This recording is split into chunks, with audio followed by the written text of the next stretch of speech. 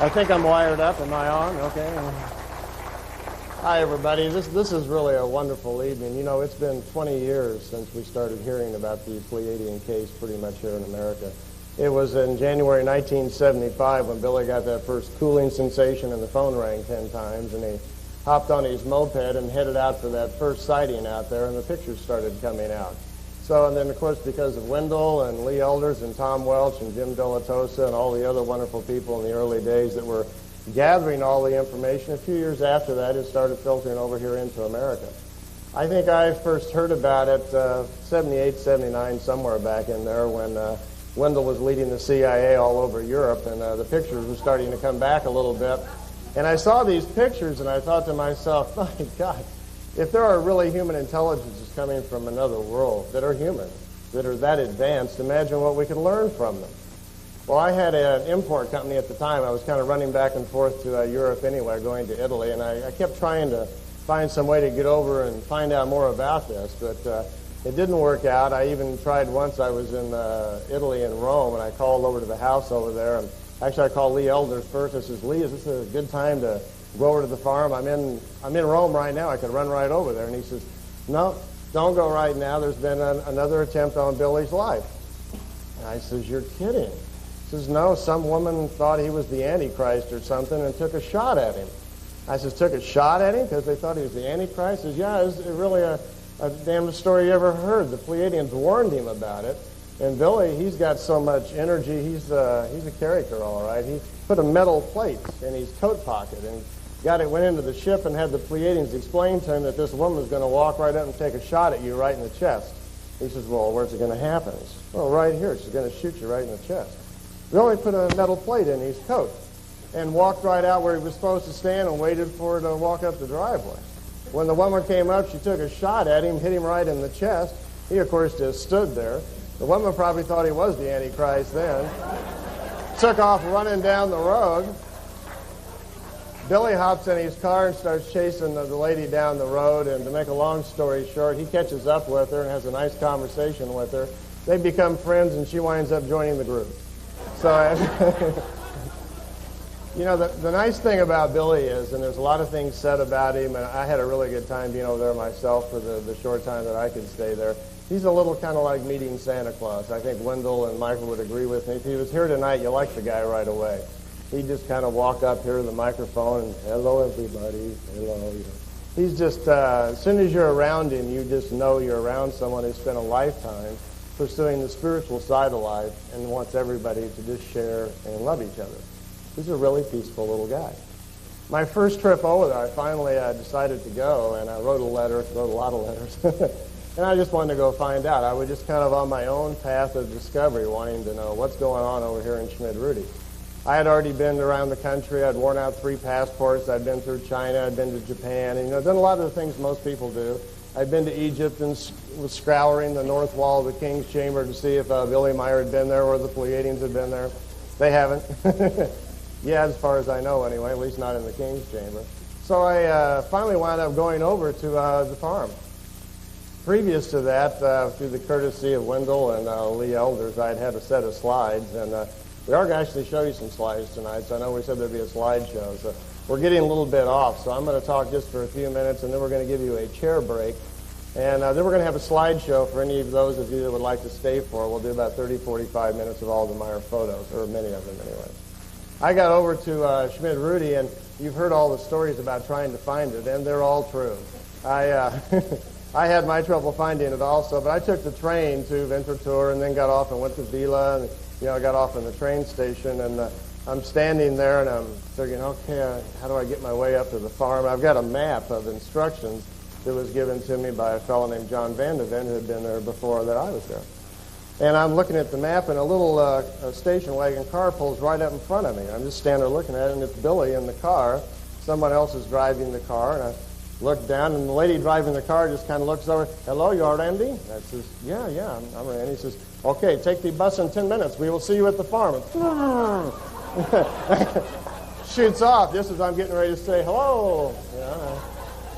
I'm thinking, okay, I'll have to work on fitting in this place, I guess. So bus came. I went up there. I was working at the time at a bank, and I had only 3 weeks vacation. So I got there, and as I'm coming up, out in front of the farmhouse there, what they call the Star Center, there's a visitor's patio. And on the visitor's patio, that's where they have everybody sit down, and they show you all these beautiful pictures. And there's a guest book, and I'm flipping through it, looking at all the names of all the people from many different countries all over the world that have come over there to visit. And I'm signing it, and there's this blonde-haired lady sitting over at the table over there in German, just pounding on the table and yelling things. I don't understand what she's saying. She's just and she's just going at it. And then somebody comes over and says, "Hello, you are to meet this woman. She's greeting the visitors here." And I'm going, "Oh, boy, it's going to be a good day." And so I sat down, and she turns to me and says, "Hello, my name is Bruni Zimmerman. I am greeting the visitors here today."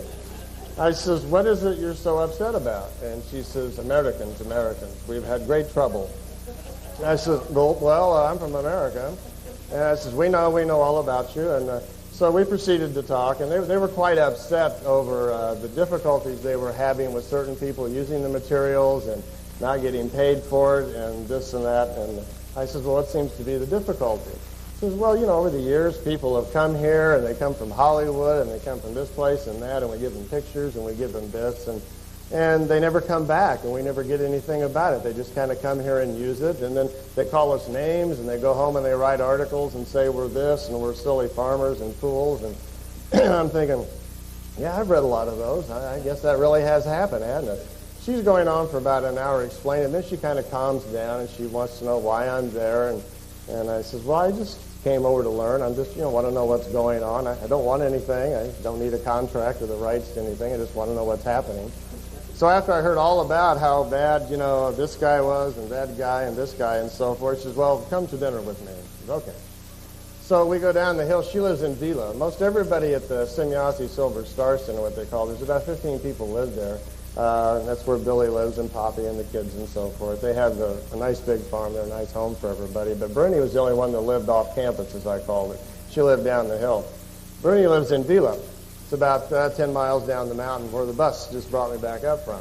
So I go down to Bruni's house, and I'm playing this real slow. I'm having to adjust to the fact of, this rather strong German personality that I'm not used to. I'm from Kansas, where it takes about 30 minutes just to say howdy, Things are a little slower. So I kind of, I spend the evening with Bruni, and I slowly find out that she's just really a genuine, wonderful person. She really cares about what's going on there. All of them do. But they're having lots of difficulties because they are very small town people, and they don't socially understand really how to interact with us. They're not carrying Visa cards around, and they don't buy fancy cars, and they're very close to nature. And they live a lot differently than we do. And when we come over there with our big ideas and big deals, hey, we'll put you on the silver screen, we'll do this and we'll do that, it doesn't mean much of anything to them because they're missing the point. The Pleiadians have made contact with Billy and any number of people over the past several hundred years to make us aware that we are not alone in the universe.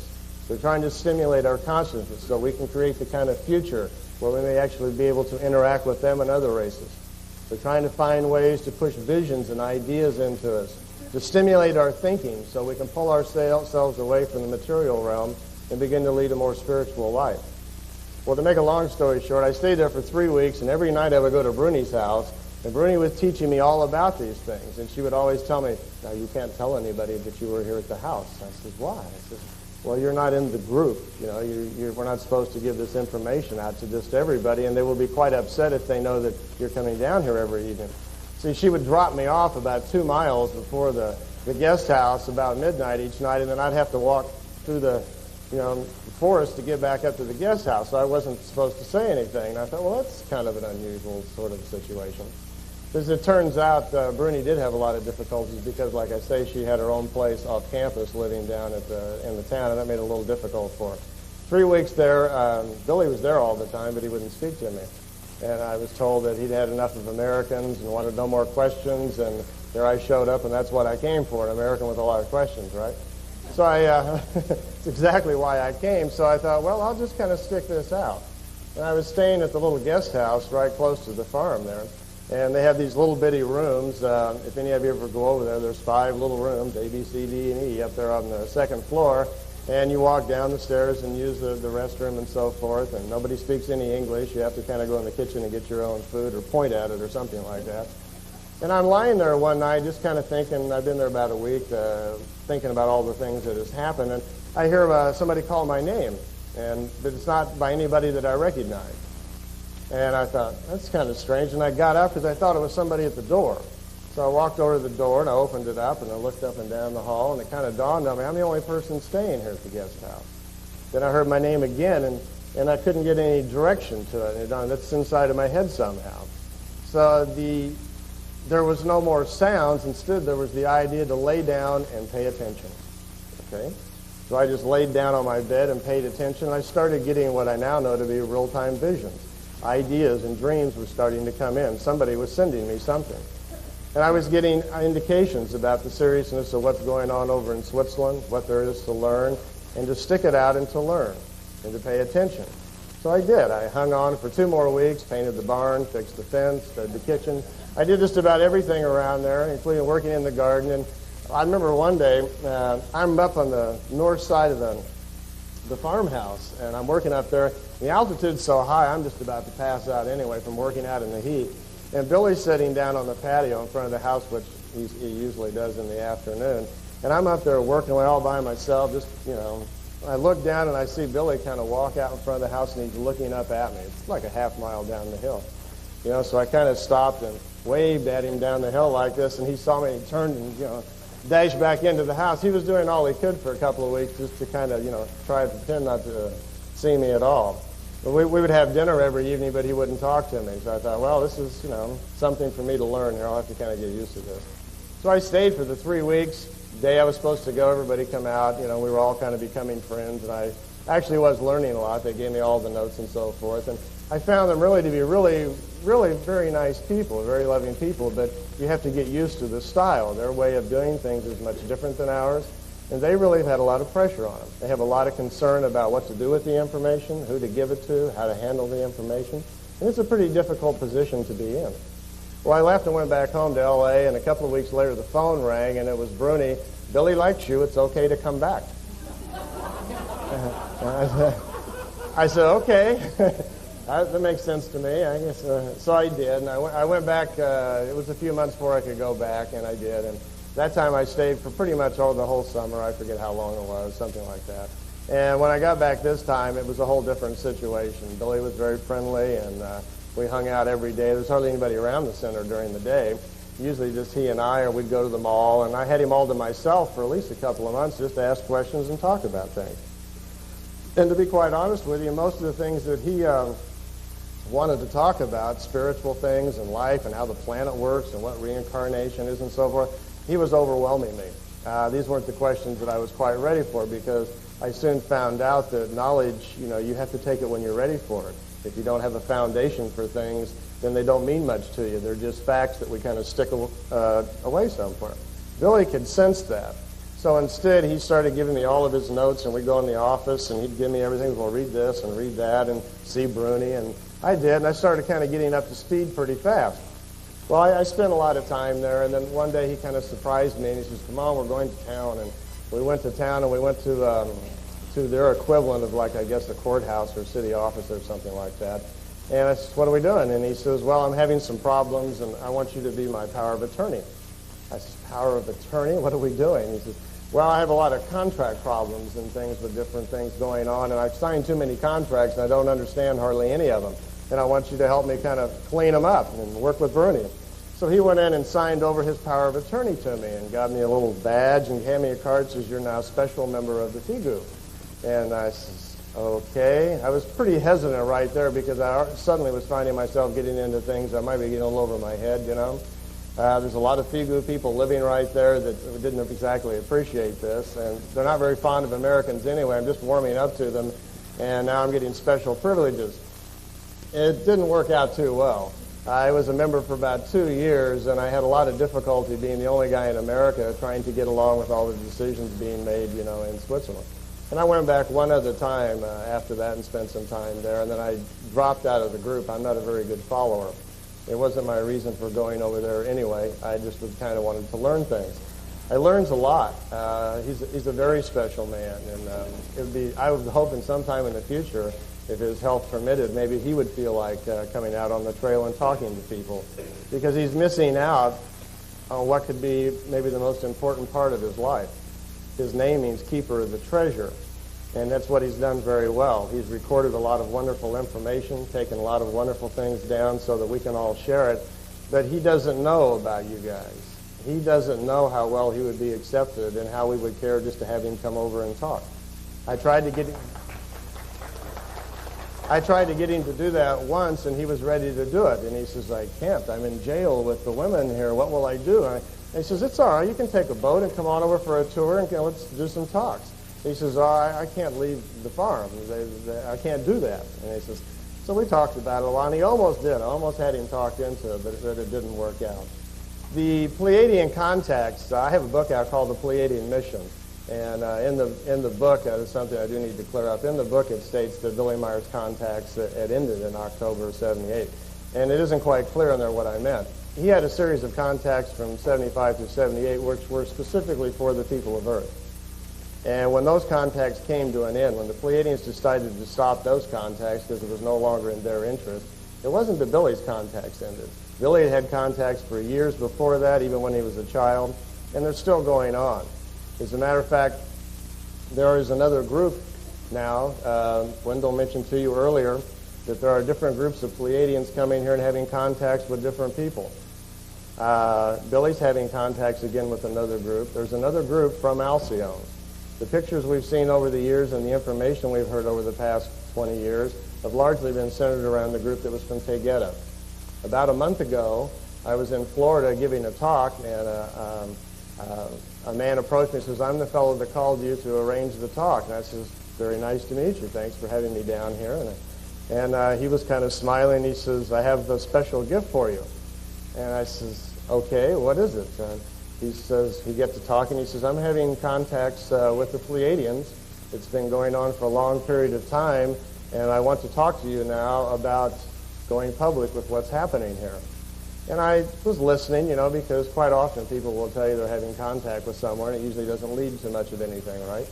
So we begin to talk, and he says, 6 years ago, let me back up a little bit. He said his contacts had been telepathic for over 15 years. He was aware of when Meier's contacts started, and he was having contacts with another group from Alcyone. And the reason he was having those contacts was because he himself is a Pleiadian. That his spirit came into a human body when it was 10 years old, and his parents from the Pleiades for years had kept saying hi to him telepathically, and they'd been with him all this time. And about a year ago, they asked him if he would be interested now in helping them with the new stage of awareness that they want to start, and would he be interested in being a physical contactee now? And he said he wasn't too sure that he wanted to do that he'd watched over the years and seen what had happened to other contactees, how they had taken so much abuse from the press and different organizations around the world, he wasn't sure that he wanted to do that. Then he told me that 6 years ago, he says, when you were over in Switzerland, do you remember some telepathic visions? And I says, yes. He says, that was the group telling you to keep moving on, and after you had those visions, they told me they were sending them to you, and you would be the one that I would meet in 6 years. I said, really? I kind of scratched my head. And he says, yeah, look at this. And he opened up this large 3-ring binder, and he says, about 2 months ago, I agreed to go ahead with the physical contacts. They want to start them up again. And I went out to see some of the ships, and I finally met my parents, and they took me aboard the craft. And he started showing me these beautiful pictures, some of which I'm going to show you here in just a few minutes. And as it turned out, 2 months ago, he did decide to have the contact. He does not want to come out in the public, at least right now. So he's asked me if I would be willing to show the pictures and tell his story, which we're certainly going to try to do. So it's just starting, apparently, again, in a different place with somebody else. And this is going to give us a chance to learn a little bit more, or I should say to get some more information, because I couldn't agree with Michael Hestman anymore. Anything we hear, we are told, we are definitely living at a time where we must learn to get truth for ourselves. We must learn to discern between the material body, which throws us off, and the spiritual side of ourselves that can tune into things and find the answers to anything. And actually, we're going to, because we went so late tonight, for those of you that are willing to stay, I'm going to show you about 7 minutes now of the new shots that are coming off the East Coast. The man lives here in the United States. Some of the first pictures that we're going to see. And for those of you that, if you can stay up late enough, since we did promise you a slideshow, we'll take a little break, and then I have about 100 slides of the Meyer photos. Any of you want to stay and look at those, I'll let you see all of those also. So let me get the camera ready. Is it about ready to go? Let's get the lights down up here so you can see them, and I'll show you what's happened. That's me. Throw a switch or something, guys. That's not the camera. That's still me. Yeah, okay. I hope they don't rewind or whatever you do, or you'll see my backyard barbecue or something on the camera there. This young fellow, what happened was his first contacts were strictly for photo sessions, and they told him to go buy a camera, and what he did, he bought a little inexpensive Polaroid camera, and he was led out to a particular site, and he snapped his first 2 or 3 shots, which hopefully we'll see here in a minute. Coming up. You've got it in there. The rest of us would like to see it. Okay.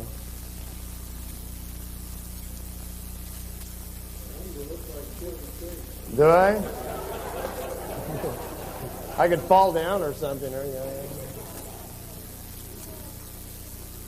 Or are we cooking here? We have a camera sync problem. Should we just go plug it into the video deck in the back or what? Well, hopefully they'll work it out here in a second. This man has some interesting comments. He says the group that he's having contact with are Pleiadians. They're from Alcyone. They are from 925 years in our future, he says. They are also, and have been for several hundred years, cooperating with the Teget group. You like that one, huh?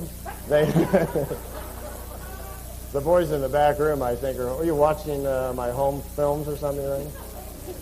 Nice barbecue, Ray. Okay, yeah, okay. See, and I told these guys, can we check this tape, before we do this, just to make sure it's going to work? Oh, no problem, no problem. We are professionals. No offense, guys. Don't burn the tape. His first meetings were a couple of photo sessions where he took some pictures of a craft. Okay. Well, we've missed about 4 or 5 of them here, but we can start here. You can back up a little bit if you can find a rewind. I'll say stop when it's stop time. Okay, keep going.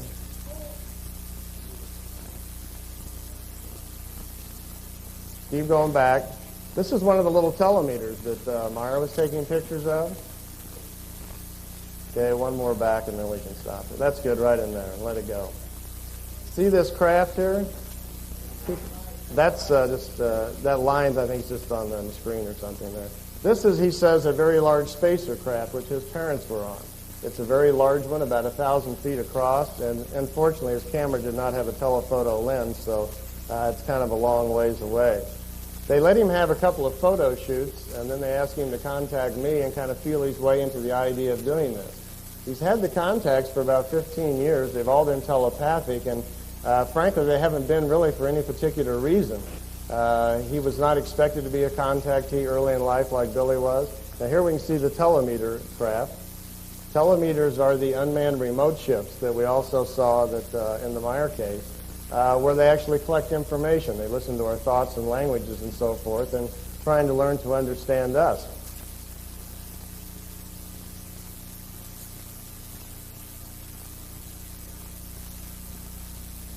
I asked him how he wanted to continue with this, and as he was unfolding the pages, here's one shot from inside of a craft. He's up in one, and here you can see the old standard beam ship type ship.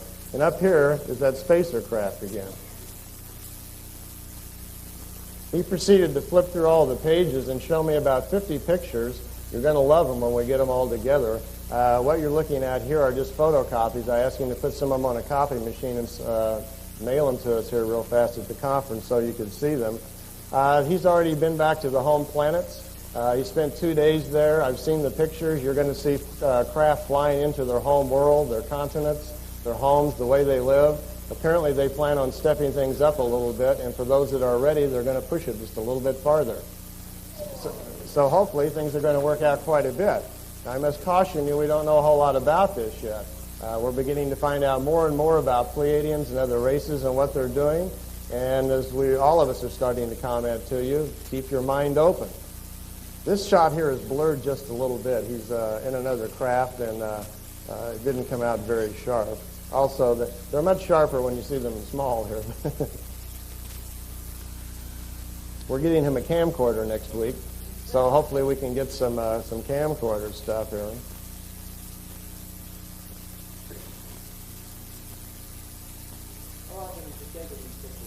They just started 2 months ago. I think he's had about 4 photo sessions so far. The latest ones were last Thursday, which you'll see here in a second on Thanksgiving, was his last contact, and he called me on Sunday.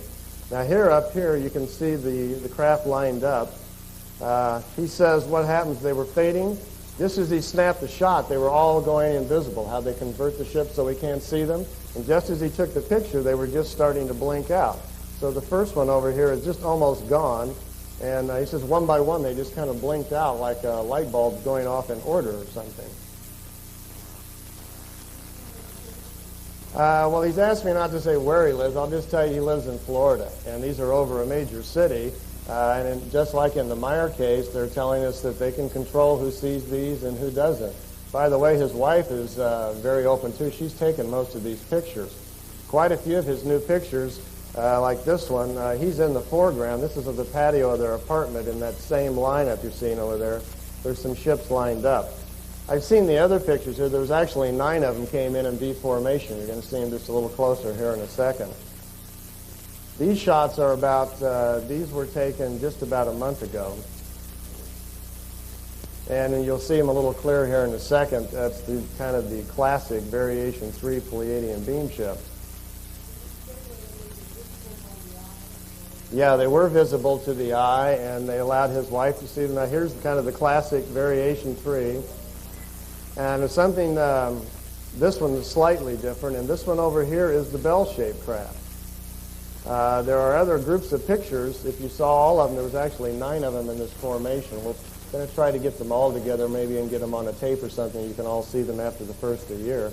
There were several variations of craft in the pictures, including this unusual kind of bell-shaped ship over here.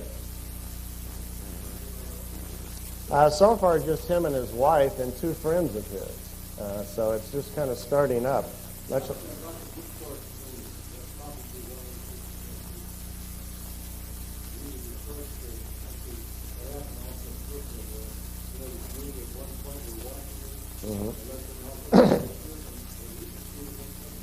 Well, I think one of the intentions they seem to have is to try to clear up a lot of information.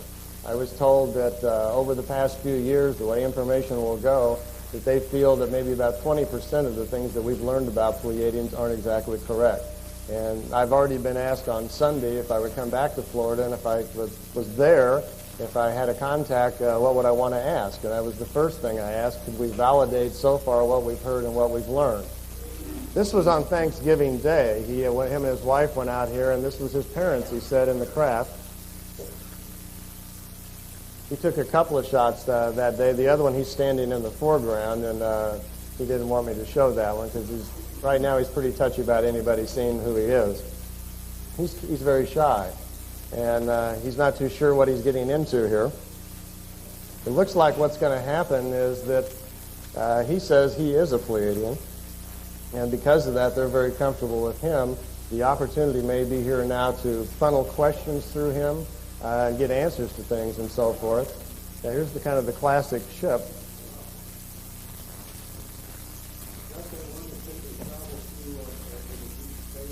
Well, we understand this one, at least in the Meier case, we were told that this model had time travel capabilities to move interdimensionally.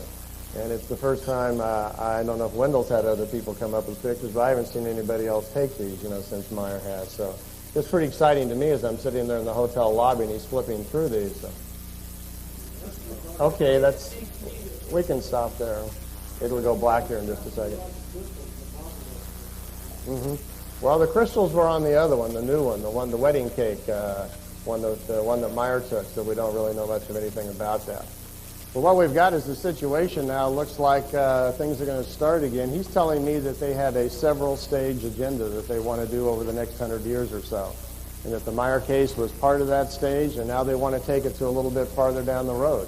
I almost believe they maybe be doing it with several other people, too, but they seem to be quite comfortable with him, so I think we can expect things that are probably going to step up a little bit, as well as we may get an opportunity now to validate many things in the past. So someone else is having other contacts, and the man who in Florida who's having them says, when you show people pictures tonight, tell them that the Pleiadians love you and they're still here.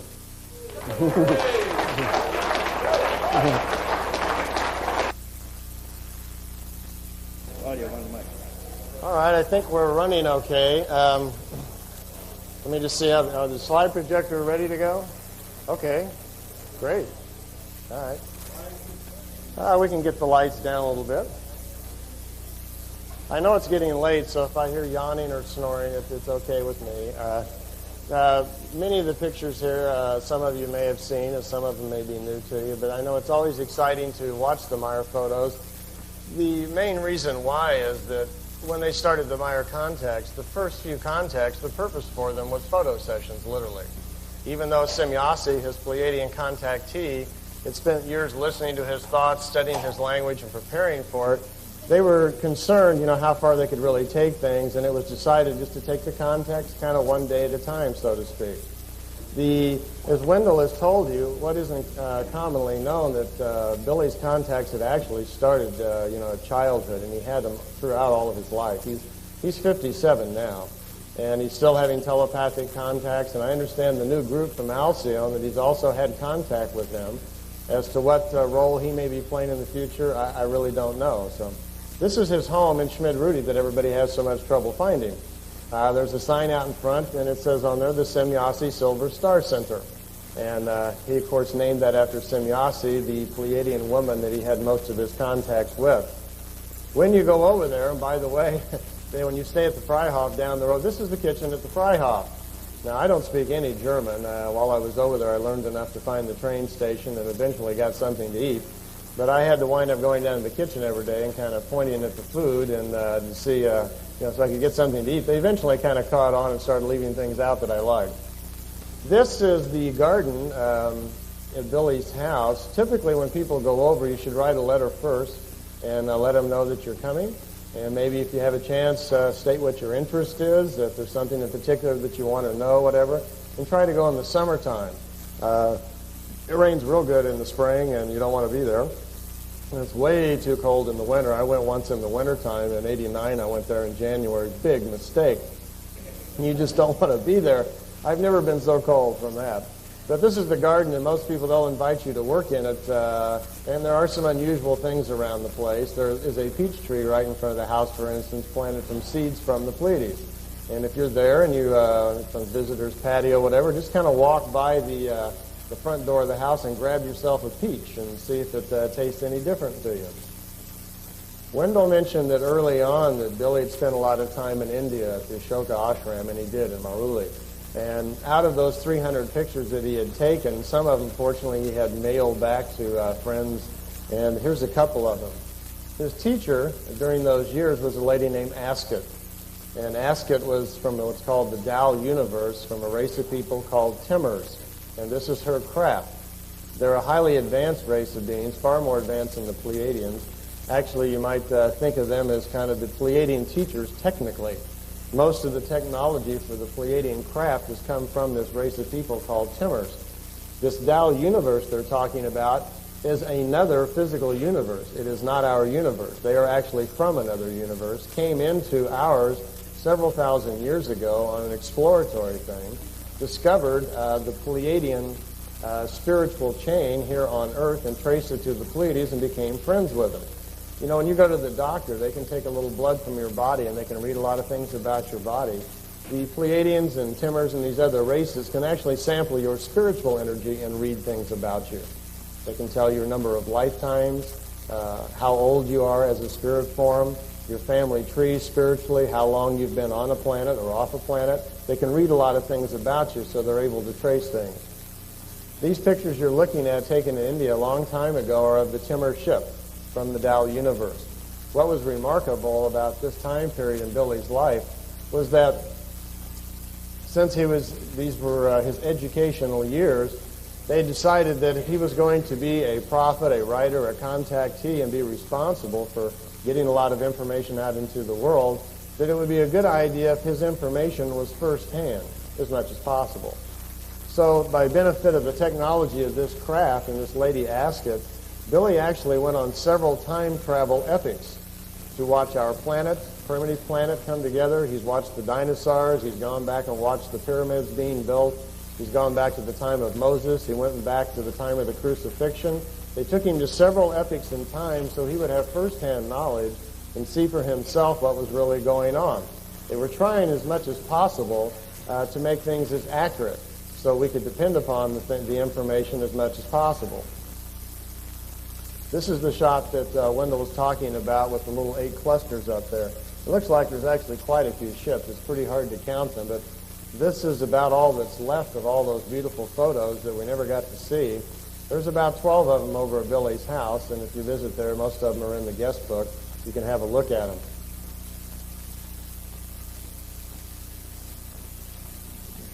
These next few pictures, you've probably seen some of them.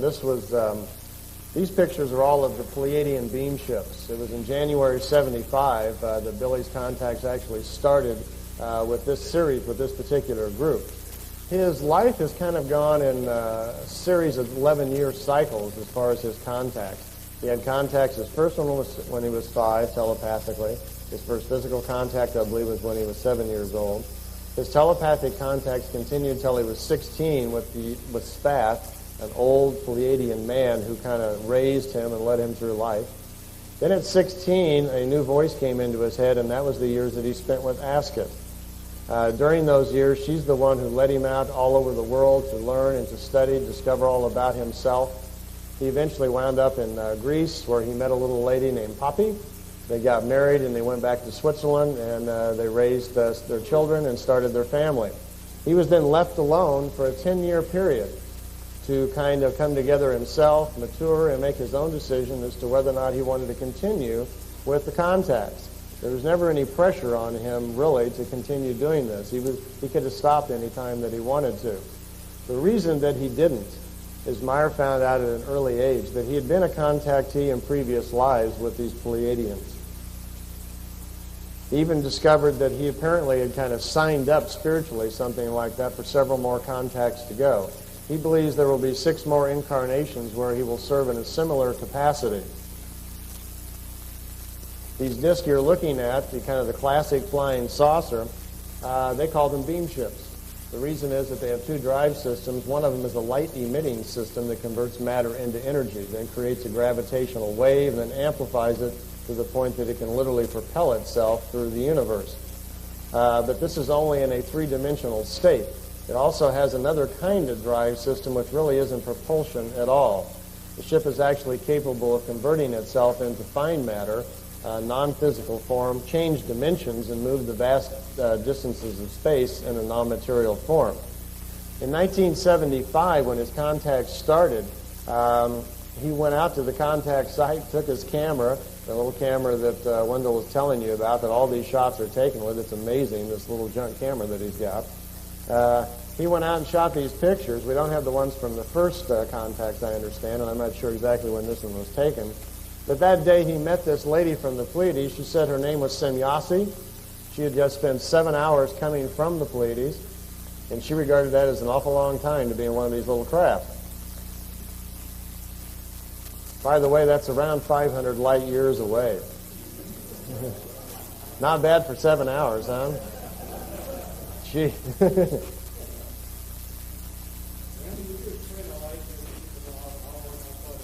I'm going to do that. I have some drawings of the galaxy with some diagrams, Robert, and I'll give them a little idea what that's like.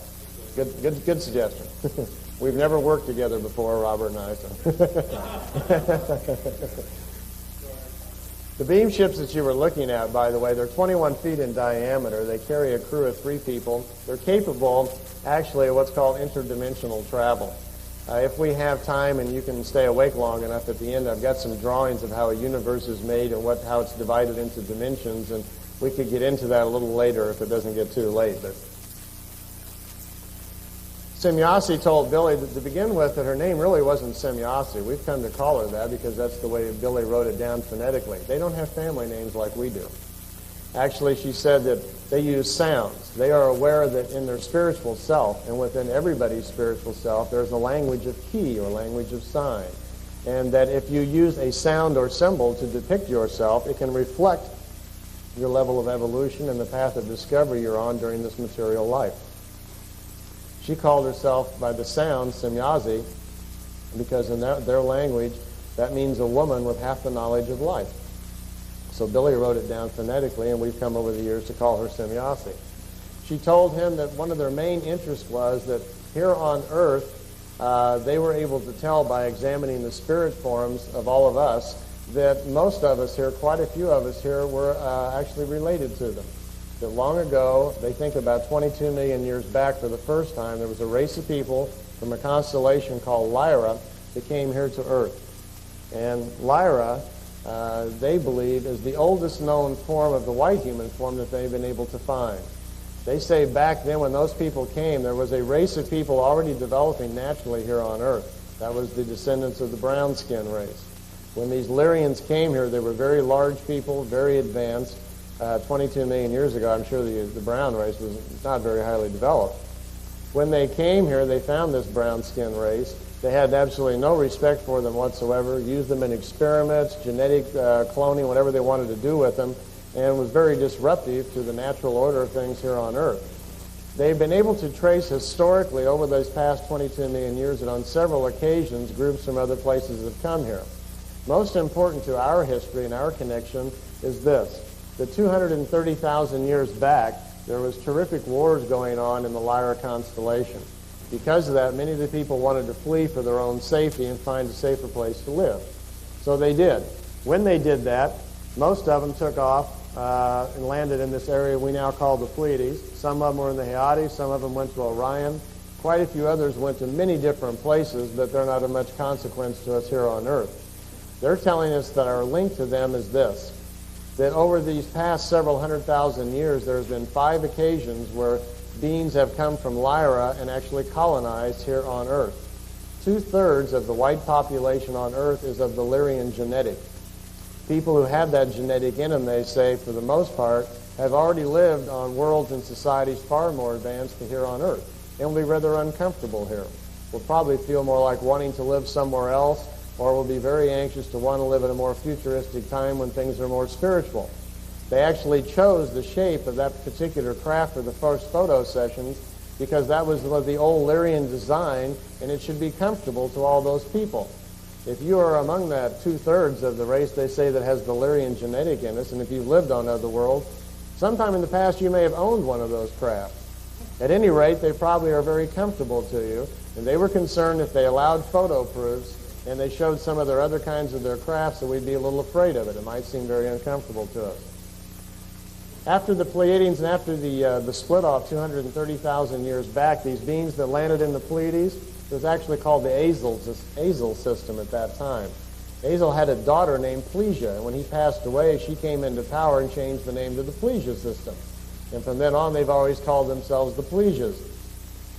After a period of time, and this is how we come into play, they had their craft out in open space exploring. They were following a large comet. In the tail of the comet, they found some of the debris from the Lyrian planets that had exploded during the wars. They were following the comet, passed by our solar system, detected human life, and came into around the Earth and found human beings living here. We're greatly surprised to find that the people on Earth here at that time were Lyrians, some of their ancestors. So we have a family connection to these beings from the Pleiades. Our forefathers are also their forefathers. The people from Orion, there are some contacts from Orion. I don't know of anybody having contacts with the beings from Hyades, but it's all the same family. This makes them look at us kind of like little younger brothers and sisters. So they have kind of an affection for us in a way. One of the interesting things that's happened and why they're kind of stepping things up now is this. They say that our system, our solar system that we live in, goes around in a circle, a cycle. It takes 25,860 years to complete. Every time we get over here, right in this area where we are now, where we're coming out of Pisces and moving into what we call the Aquarian age, something pretty interesting happens. We are affected by a pulse, a wave of energy from the central sun that has an effect on all life forms on the planet. It affects the planet, the plant life, the animal life, and the people. This pulse energy accelerates things. It causes positive things to be more positive, negative things to be slightly more negative, but it accelerates everything. Our solar system, and in particular the planet Earth, was first affected by it 1937, 11:20 in the morning. This was exactly the time that they caused Billy Meier and 3 other people to be born. Since that time, they've been very concerned as things are going to accelerate here on Earth, and so that draws their attention. If you think about it, right after that, we started World War II, so negative things were accelerated. They also know this is going to be a wonderful time of enlightenment, achievement, and inventions and other things, but everything gets accelerated. There is about an 800-year window of opportunity, they believe, for us to move from being such a material planet to become more of a spiritual planet and find a more peaceful, spiritual way of living. If we do not within that 800-year time, they feel that we will probably fall more into the dark side, negative side of things, and as a civilization may pass just as many have before us. This is the reason that Meier feels that his mission is for another 700-800 years during this entire time, this window of opportunity that they're talking about. Billy took a lot of pictures. I don't probably know any way that I could ever count them because probably about half the ones that he shot are in private collections. He would typically try to shoot 2, 3, 4 rolls of film every chance that he could out of the contact. And when he would do that, living out in Schmid-Rudy in the middle of nowhere, there's no film developer. There's not even a road sign there that tells you where you are. He would mail them into Zurich. And then typically the films would come back in a few days or a week, whenever it was. And after a period of time, some of the films started to disappear. What was happening, he found out, Semyasi told him, that it had drawn so much attention from governments, and as Wendell has told us, the CIA and different secret organizations around the world, that many of the photos started disappearing. I can tell you a little story on that because I know where some of them are. I was once, I guess I'd say not entertained, but there was a knock on my front door a few years ago, and it was someone from Air Force Intelligence, and the man showed his credentials and wanted to come in and talk about the Meier case, and I invited him in. And we got to talking, and it seems that he works on the crew for recovered disc. That's his job, and he's done that for a number of years, and he was very fascinated about the Meier case and wanted to see the pictures and hear a lot about it. That he had not worked on the Meier case, but had heard a lot about it and was fascinated by it. So I says, well, fine, there's a little information you guys probably have I'd like to hear about too. Why don't we swap some things there? And I says, come on in. I got slides if you've got answers, you know. So I spent about an afternoon showing him pictures and talking to him just like I'm talking to you. He wanted to know things also. And when we got through, and I says, now I want you to find out for me what's in the files, the Air Force files, the intelligence files about the Meier case. And I'd like to find out if some of that other missing film is in there. He came back a couple of months later and told me that he looked in the file, and there was about a 10, 12-page summary in there that basically said the Meier case is a complete hoax. There's no reason to put any other time in it, that the pictures are fakes, and the public is being a bunch of suckers. And there's a little code down at the bottom. And I says, were any of the pictures in there? And he says, nope. And I says, what's the code? And he says, well, that's the file they leave out so when people break into files, they can pass it around and it confuses everybody about what's going on. The code is where the real file is. And I says, well, get into that. Let's get into it. I says, are you kidding? That's an NSA file. You just don't get into that. And I says, come on. You wanted to, you wanted to trade information. Now get it for me. I didn't hear from the guy for about 6 months, and then one day he came to the door again. He says, okay, I got it. He came in and told me that he eventually got himself into the NSA computer files. If anybody here from the NSA, excuse me. He got into your files, and he looked in there, and there was a very large report, which was quite the opposite. They were one of the people that were dogging him all the time. As Wendell mentioned, he was being followed. During many of Billy's contacts, he was followed by a little Cessna airplane. There was Volkswagens with antennas on it chasing him when he left the house. There was people hiding in the bushes. There was a large report in there. Basically, the summary of this long report was that Billy Meier was no threat to the national security of the United States as long as he stayed home on the farm. And in there was a couple of hundred of his photos. So apparently they were some of the people anyway that were taking some of them out of the mail service. So hopefully someday we might see some more of them. The Pleiadians themselves, the ones that Meyer was having contact with, Semjase and her group, I should mention that his contacts were Semjase was from the Tegeta section. There is a large underground facility in Switzerland that's been there, as I understand, for about 300 years, and there are a number of Pleiadian groups from different planet systems, solar systems, that use that base. Meyer's contacts were largely all with Semjase. She was the designated contact person to handle his case. He had very little contact at all with any of the other 300 or so people in the underground facility. The base commander, whose name was Quetzal, had some occasional contacts with him. But for the most part, the group that was there in the underground facility was concerning themselves with many other contacts that they would never tell Meyer about, and they were, of course, involved in, studying us and observing us and a lot of the other things they were doing. So there's, as we're finding out now over the 20 years or so, that the Pleiadians, there are many groups, many families. They have a lot of different interests. But Semjase was from the Tegeta section over here. That's about 500 or so light years. By the way, Alcyone over here, this is where this new group that we're hearing from is coming from. Now, as Robert mentioned, what in the heck is a light year? To give you an idea, we've got a little drawing here. With our technology so far, we have our rockets and we're going to the moon, and we can go maybe 30, 40,000 miles an hour, something like that. And when we get on our car and race to Las Vegas and speed, we go 55 miles an hour. I'm sure none of you break the speed laws.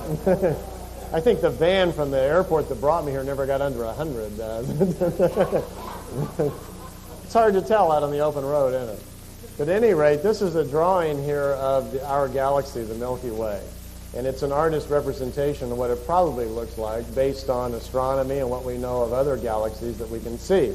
Out here it says sun's position. This is where we live.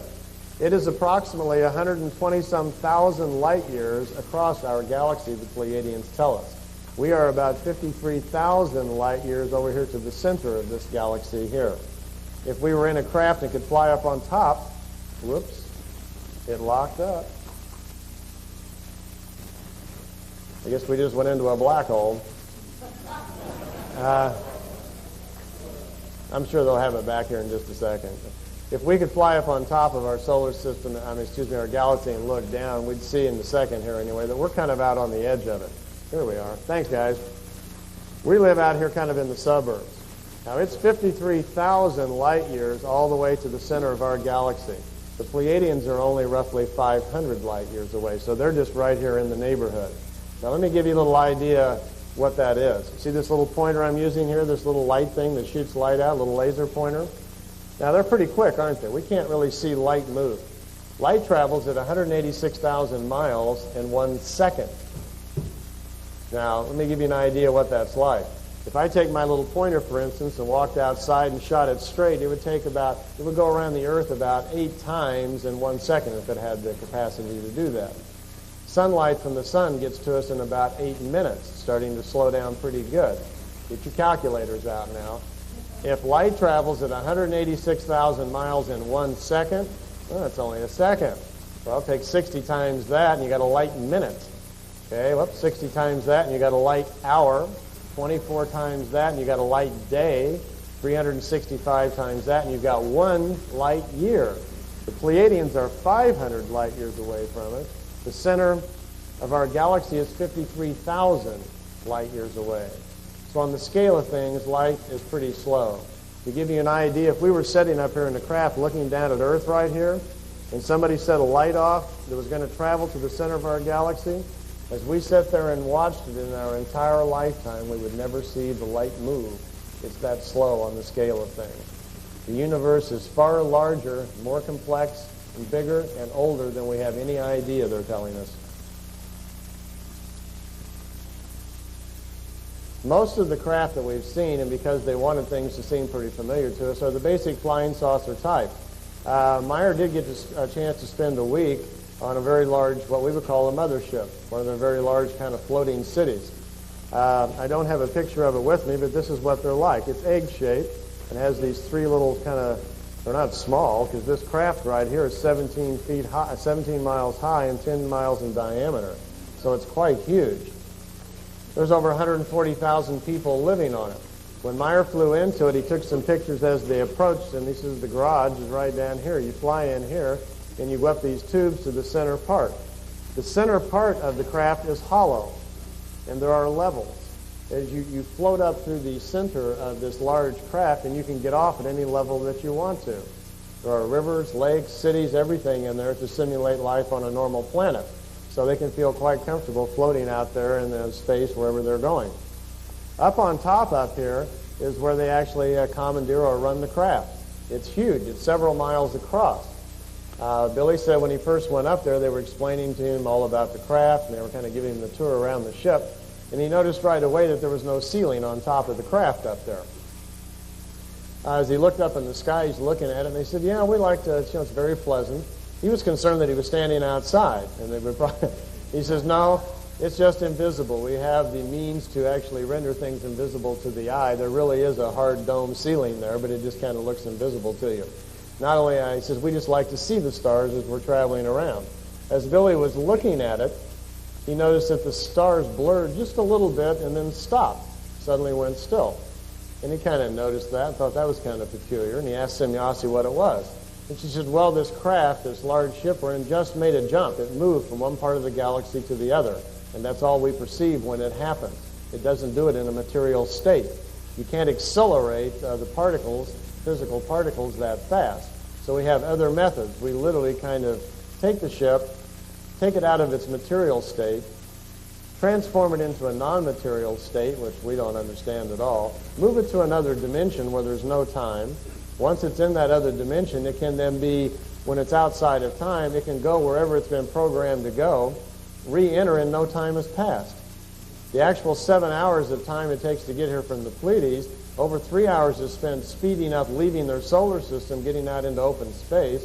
Then they transform the craft into this other fine matter state, convert it to another dimension, travel to 500 light years in just part of a second, nothing, literally. And then another 3 hours or so are spent traveling down into our solar system here. So 7 hours is actually kind of spent speeding up and slowing down. A good story about this mothership that I'll take just a couple of moments to tell you here. As Billy was watching the stars blur a little bit, he was kind of curious what was going on, and he kind of felt something strange inside of his body when it would happen. It happened a couple of more times. And he asked Semyasi, what's happening here when this is going on? I feel something kind of unusual in my body. And she says, well, think about this a second, try to figure it out. What's happening is the craft is converting itself from material form back into a non-material form. The craft itself is non-material, and your body is non-material. In effect, that means that you are not a material being there just for that part of a second. You are once again just the spirit form that you are when you are not in physical life. The same as when you're on the other side, or what we perceive of as heaven. Billy says, I get the idea. You mean I'm not in a material body there for a brief part, and then my spiritual senses then is what I'm picking up on. He says, that's right. You're a spiritual entity there just for a part of a second, and that's what you're feeling. Because when your material senses shut down, as in the death cycle, suddenly your spiritual self comes forward.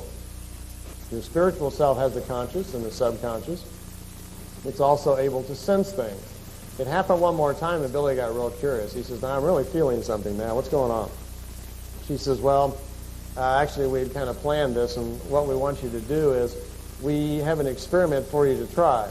Once you're outside of your body, even though it's for a part second, then you are, as a spirit form, connected and are fully aware of what creation is when you are a spirit form, just like when you pass over to the other side when you're not having a physical life. Because normally it happens so fast that all you feel is a little tingle. That's why your body gets excited. He says, but we can hold the ship outside of the material realm for several minutes, and you can spend 7 minutes as a spirit form connected with creation, and you will know exactly what life is all about and what creation is then. No one will have to ever tell you again. Which is actually, they do it frequently with the children. They bring them up when they're young, and they can take them up into the ships and let them for 7 minutes sense creation, and they never again wonder what life is all about. Well, Billy says, I got to try this. And he says, well, we thought you'd want to, so we've already arranged it. As a matter of fact, we're going to record it for you. Since you won't have a material body for 7 minutes, we're going to record the experience, your spiritual sensations, And when you come out of it, when you come back, you can go home and attempt to write it down if you can find the words. So they put Billy into this little chair that does the recording and says, stand by. It'll just be a few minutes and we're going to make the jump. And this time, when we convert the ship back into its fine matter state, we're going to hold it there for 7 minutes. And for 7 minutes, you will be a spirit form again without a material body, and you will feel your connection to creation. So they did. Billy was watching the sky. And again, the stars started to blur just a little bit. And then instead of staying white, he says they changed color instantly and went to gold. And then there was this huge bright light. He said it instantly he was aware that it was even brighter than the sun. It was so intense that then instantly he was aware that it didn't bother him. And he says, I don't even have any eyes. And he was suddenly aware he no longer had a body. And he tried to look around, and there wasn't any body. All he could see was light everywhere that he kind of looked. And his first sensation was that he was happy to find out that there is a spiritual consciousness. That once we leave the material body, we don't just drift off into nothingness with no awareness of who we are. There is the retention of the self, of the personality. Within a very brief second, he said he started sensing this unusual feeling flooding into him, and he was engulfed with this overwhelming feeling of love and compassion and concern, and he started feeling that there was other life forms all around him somehow. He says it's very difficult to describe this in real words, but within just a few seconds, you can sense what creation is. It is not a single entity. What we think of as the God force is not a supreme being. It's not an individual. It is an infinite number of spirit forms, much like ourself, that have evolved to a level of spiritual being where they are now literally creating universes. And what you sense in there is this infinite number of beings and their wisdom. And he says your connection to it then is wide open. You immediately know that you are a part of it. You immediately know that you came from it and are always connected to it. You are never separated from it. Most of the lessons that the Pleiadians are very slowly waking us up to is about this. How to slowly move from being a completely material being and interacting with the world at the material level and start interacting more with your spiritual self, which gives you the ability not only to perceive your connection to creation, but allows you to use your spiritual consciousness and your spiritual abilities to understand life and to find truth for yourself. That's how ultimately how you're going to do it. You're not going to do it with your material body as much as you will with your spiritual self. For 7 minutes, they left Billy in this state connected to creation and then brought him back. When they came back, he could feel himself come back into his material body, and he was yelling, no, no, no, I don't want to come back. Let me stay there. It's much better there. And Semyasi was shaking him and says, I know, Billy, we all feel the same, but no, that's why we don't do it very often. Nobody would want to come back. It's so nice over there. He says, but at least now you know. He says, oh, yes, it only takes a minute or so, and you know exactly what life is all about and what creation is. So hopefully, if any of you ever get a chance to go for a ride on one of those crafts, ask him for your 7 minutes with eternity.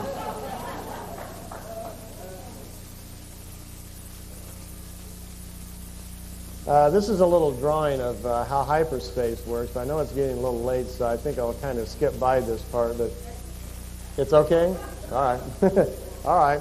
Well, let's say, for instance, that we want to travel from the Earth and we want to go over to Ira in the Pleiades. The home planet in Tegeta, by the way, is called Ira, E-R-R-A.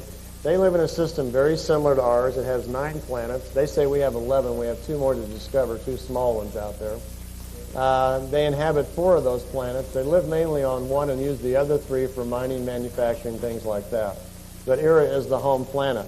By the way, they maintain their population there at about 400 million people, so that the population of the planet and the spiritual energy of the people that are alive is in harmony with the other energy forms on the planet, which means the mineral kingdom, the animal kingdom, the plant kingdom, and so forth. They've learned to live in harmony with the spirit forms of those different kinds of life forms. Well, let's say we wanted to travel there, and we were going to hop in a ship here on Earth, and for the price of admission today, surprise everybody, we're all going to travel to the Pleiades. Please step outside and come into the craft. We'd hop into the ship. The first thing we find out, because we're going to want to know how do you fly this thing, that we don't have to know how to fly it. The Pleiadians themselves, for the most part, don't even understand how these craft work. They're not real handy people.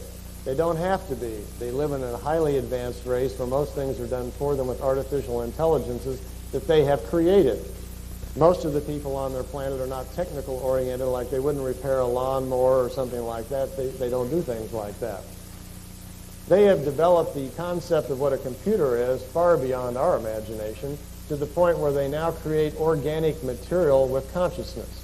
In effect, what it means is the ship, to some degree, has consciousness and can think. So all we have to do is tell it, ship, we'd like to go to Era, and it will take care of the rest. We won't even feel the darn thing moving. The only reason we'll know that we're off and going is somebody will look out a window, or we'll look on the side screens inside, and we'll see Earth rapidly disappearing in the background. We will accelerate past the planets, move out into open space, and we'll ask the ship, what's going to happen next? And it will tell us that, well, it has to move about 90 million miles outside of our solar system, the last planet in our solar system, before they're going to convert the ship to another dimension to make the long jump over to the Pleiades. They found out that when they make these jumps, it puts a little rip or tear in the time fabric. And sometimes by accident, if they do it too close to an orbiting body, it may pull that orbiting body out of its orbit or even suck something in behind it. So they don't do it. They get themselves well outside into open space before they do these jumps. So the ship will keep flying by all the planets. We can all look out the windows and grab some pictures of Mars and Jupiter and Saturn as we're speeding by. That'd be fun, won't it? We could even tell the craft, circle each planet as you go along, right? And kind of slow down to photo speed. So what'll happen is eventually we'll want to ask the craft how it's doing this, how it's flying and why we don't feel anything. And the ship will inform us that, well, in space, there actually is some mass to it. You know, when you drive along in a car and you put your hand out the window and you play with the air and you feel the resistance of the air when you were a kid, or maybe sometime this afternoon, okay? There's mass out there, isn't there? Well, there is also mass in space. There is something called the mass-speed correlation, where if you accelerate a particle in space, as it accelerates, the energy or the mass of space will try to implode it, literally crush it. In other words, you can't accelerate particles very fast. So we're saying to the ship, well, we're moving along here pretty fast, maybe around the speed of light. How come we're not being crushed? The ship will tell us that they protect the ships with an energy field around the craft. It protects us from this mass-speed correlation. If it didn't, we would have already gone crazy, because as we accelerate, the mass of our bodies would also increase, and pretty soon, after only going about 100 million miles an hour, our bodies couldn't take it, our electrical body would give up, and we would literally go insane. It would fry us. That'll be one of the big difficulties that our astronauts are going to have as we learn to accelerate, unless we can completely bypass the rocket stage, which I'm sure we probably will. Even in the craft, as we come up with this craft and learn to propel ourselves, we're going to have to learn to protect our bodies from this mass-speed correlation, and we're going to lose a few astronauts. The ship then will tell us that what's going to happen as we get out into open space, the reality as we think of it is nothing more than a flow of particles oscillating at certain speeds. That there exists within the reality of the universe, it is divided into dimensions. Dimensions are areas where particles exist at different speeds, and time works differently. In the three-dimensional reality that we are in, the flow of particles that we exist in is controlled by this wave of energy called time. It stabilizes the oscillation of particles at subatomic levels so that there is the illusion of reality by our eyes. You all know that reality really isn't solid, it's just how we perceive it. Well, what the craft's going to do as it gets up to around the speed of light, it's going to turn off the force field that's been protecting us from all this energy that we're racing through. And they do this on purpose. They use the energy that's pushing in on the craft to facilitate the transformation of the craft into the fine matter state. This way they don't have to use big engines like on the large ships. They can use the pressure that's squeezing in on the craft. Instantly the craft is dematerialized. Just as it is dematerialized, the conversion into what our scientists call hyperspace happens. In effect, the ship in its fine matter state, which think of that as concentrated thought, is taken out of our three-dimensional reality and put into another dimension. In that other dimension, we are not solid, neither is the craft. When it's in that other dimension, they say, and this is one of the hardest technologies we'll figure out, you have to pre-program the fine matter, the particles we've become, at that stage to where it's going to go. If while we were in hyperspace up here, the particles that we are now made up of, if the flow of the particles that we are now made up of changes, we will drift in time. If we slow our particles down, we will fall back into the past. If we speed the particles up, we move forward into the future. The exact formula I don't know, but that's the theory of how it works. One of the problems is that a single second in the timeless is equal to millions of years in reality. If our technology is not too good and the thing just slips a couple of seconds, when we come back to Earth, it might have gone back 10, 20 million years. If it slipped forward just a little bit, we may come back and the planet is already gone by that time. They're telling us that time travel is really quite complicated at this level. That here on Earth there are quite a few time travelers that have come here and got stuck. We may be running into a few of those. Our ship then will speed up, it will dematerialize, it will go into hyperspace, the ship will pre-program it to move the 500 light years to the Pleiades. It will then reform itself back into a material state and we will feel nothing. Billy says sometimes you can feel just a little bit of ripple in your body as your body comes back together. But most of the time you don't feel anything, that it's so fast. The ship then will be converted back into the solid form, and we will fly for 3.5 hours all the way down into the planet Era. So that's our 7-hour trip. Incidentally, when we land there at Era, and we're all excited to get out and look the place over, we're going to have a bit of a problem. On their world, they are very careful about the protection of the spiritual realm of their planet. Because they're so evolved spiritually, they now understand that there are bands of energy around the planet that are there to protect the spirit forms of the plant kingdom, the animal kingdom, the mineral kingdom, the people kingdom.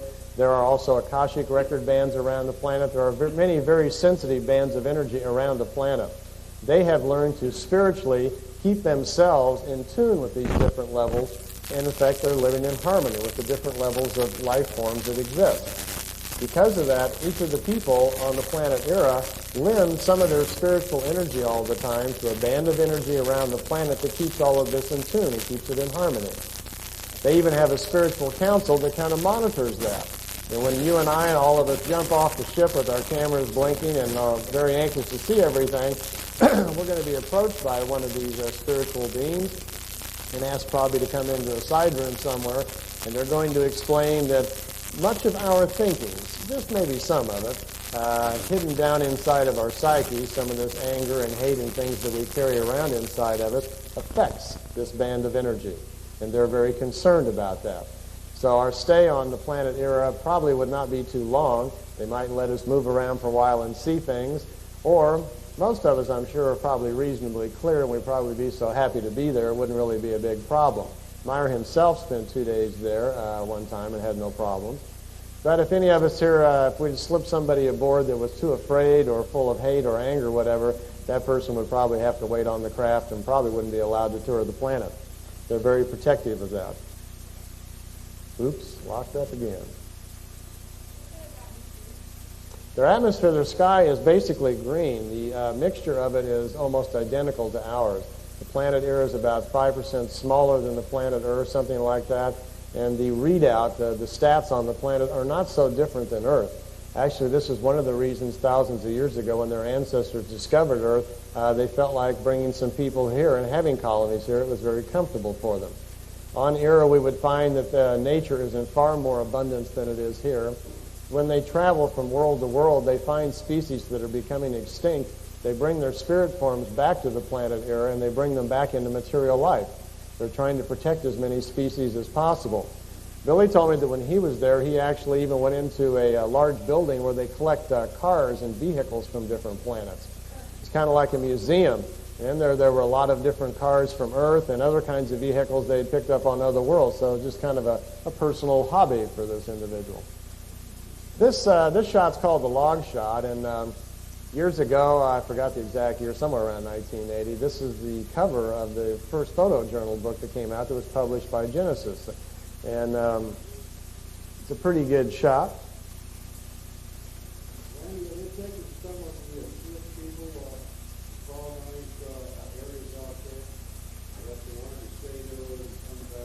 Well, I know Billy was offered the opportunity on several occasions if he wanted to move himself and family to Era, but he turned it down. As to whether or not there are some of us living on Era, I don't know. I know there are some of us living on the moon, that there is colonizations there, both Earth-based and ET-based, and I don't know about on Era. It's quite possible, I suppose. I mean, they've been coming here for thousands of years. They've had contacts with a lot of different people, and I think it's quite logical to think that probably somebody is.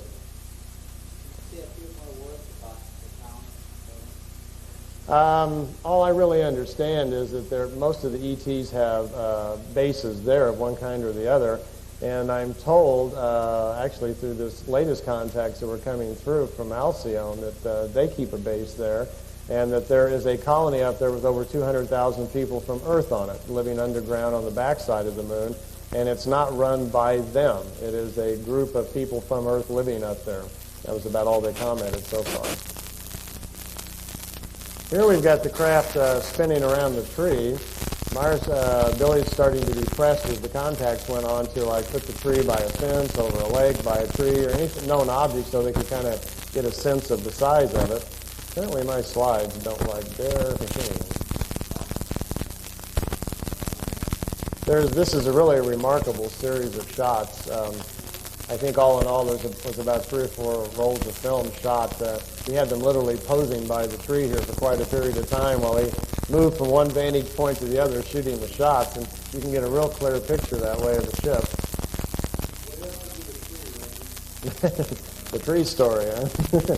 Well, the tree was damaged towards the end of the photo shoot, and Meier actually had dragged the top of the tree back to the farmhouse, and he was very excited always to show the people at the farmhouse any evidence that he might have that the contacts were really happening, because there were quite a few people living with him at the time. But this is, when this was happening to them, most of the people at the farmhouse, they were having quite a lot of difficulty understanding that this could really be happening.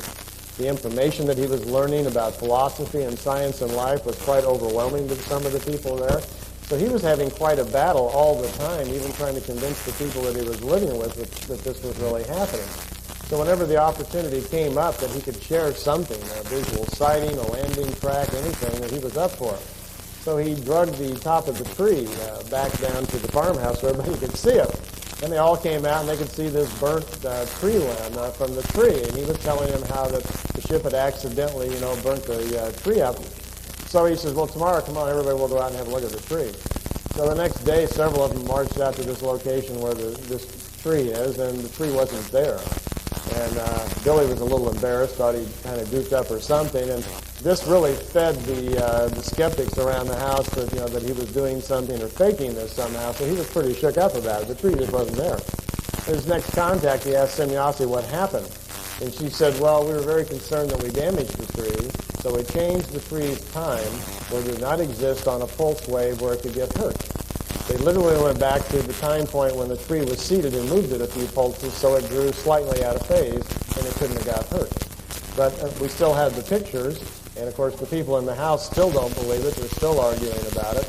Didn't convince them a bit, but we still have proof that there was a tree there. We're seeing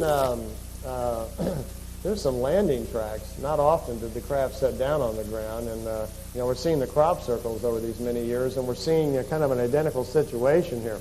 This is Billy minus his left arm, and here on the ground you can see where the grass is swirling around here.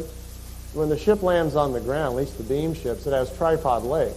The energy of the craft is so powerful it overcomes the natural gravity of Earth, and you can see these landing tracks here on the ground. Actually, I think it was even about 6 months later, you can see here what it still looked like. Insects, apparently by the thousands, were attracted to the area, and I understand there was even some traces of gamma radiation on the ground here. But the grass was not broken, continued to grow, and after a period of time, and eventually the natural gravity of Earth overcame it, and it once again started growing like natural grass. We have the very same kind of similar situation happening in crop circles.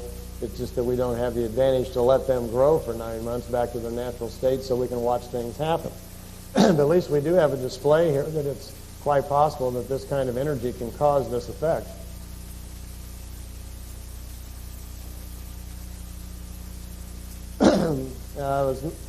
These are landing tracks from Lyrian craft. I mentioned earlier that the Pleiadian ancestors were Lyrians, and many of us are descendants of them. The Lyrians apparently over the past several thousands of years have had some very violent wars, destructed most of their planets, and really lost their power base. But fortunately, they've become more spiritually advanced now, and they're no longer fighting among themselves. And occasionally they would come and visit Billy, kind of like a social call. What you're looking at here is the landing track left by a Lyrian craft. As you can see, it's quite different than a Pleiadian beam ship. It doesn't have the tripod legs. Instead, it appears to almost set right down on the ground, kind of float on a bed of light. And when it leaves the ground all charred, looking something like charcoal here. This is Billy right in front of his house, where one of them set down the night before. And here's a view from the top of the meditation chamber. You can see it down on the ground there, where the ship was setting. And that's Billy's home there in Schmidrudi, where he lives. Actually, the house has been modified now, and there's that... on the front out here, they've built it all out, and there's a little porch with an aviary there where Billy spends most of his time.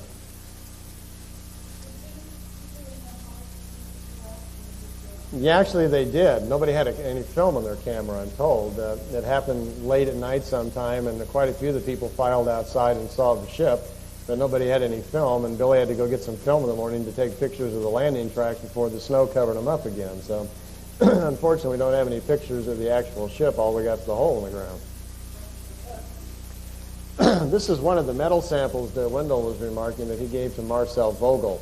There was quite an extensive study done on that, and actually, if any of you are interested in following up on that, there's a really good tape called The Metal, which is about an hour under the electron microscope examination of the metal.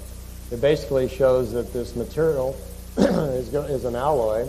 There's a lot of thulium, silver, and crystal involved, and some other exotics, which we weren't too sure about. The most interesting was the manufacturing process that it appeared to be made in. It was obviously made in some sort of either cold fusion or vacuum system, which at that time Marcel Vogel had no idea how it could really have been done.